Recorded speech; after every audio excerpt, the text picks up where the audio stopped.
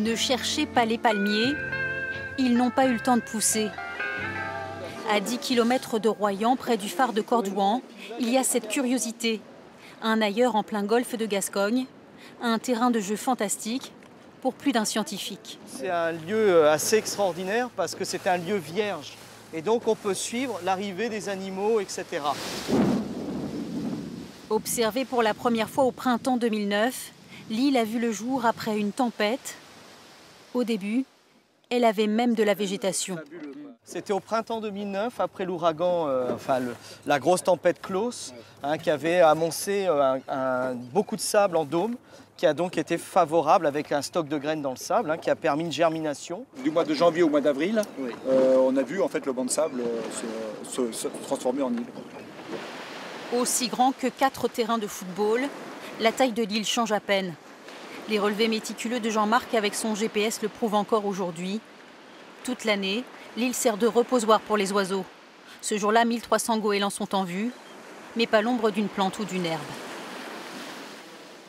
Le niveau de l'île n'est pas suffisamment haut, donc il y a des phénomènes de tempêtes régulières qui submergent en fait cet îlot marin. Et donc aujourd'hui, la végétation a du mal à se développer. Mais le stock de graines est là de toute manière. Une vie est possible, à condition que la présence humaine ne gâche pas tout. L'endroit est prisé par les plaisanciers. À 2 encablures de la civilisation, l'île propose l'évasion. On est où? Ouais. À Tahiti. Oui. À Tahiti. Mais ce Tahiti, vous ne le trouverez nulle part. Car l'île peut aussi être fantastique, mystérieuse, nouvelle ou sans nom. Elle est absente des cartes. Et pour cause, officiellement, elle n'existe pas. Le maire du Verdon, tout proche, verrait bien ce territoire exotique tomber dans son escarcelle. C'est vrai que c'est sympa de venir là-dessus. Bon, maintenant, je ne sais pas trop comment s'administre, entre guillemets, que ce soit le plateau de Cordouan ou que ce soit une parcelle comme ça. Quelle est exactement la nature du pouvoir de police du maire?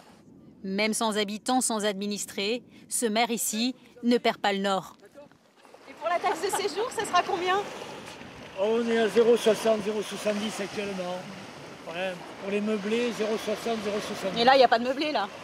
Non, mais si demain, attention, hein. Allez. Par endroits, le sable chante sous les pieds. L'île commence à se livrer. Lorsqu'on a du sable qui est rapporté par la mer, il a une certaine granulométrie. Quand c'est du sable rapporté par le vent, comme en haut, automatiquement il est beaucoup plus fin et on n'a plus ce bruit-là.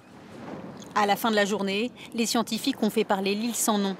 Mais nous y sommes restés pour un complément d'information.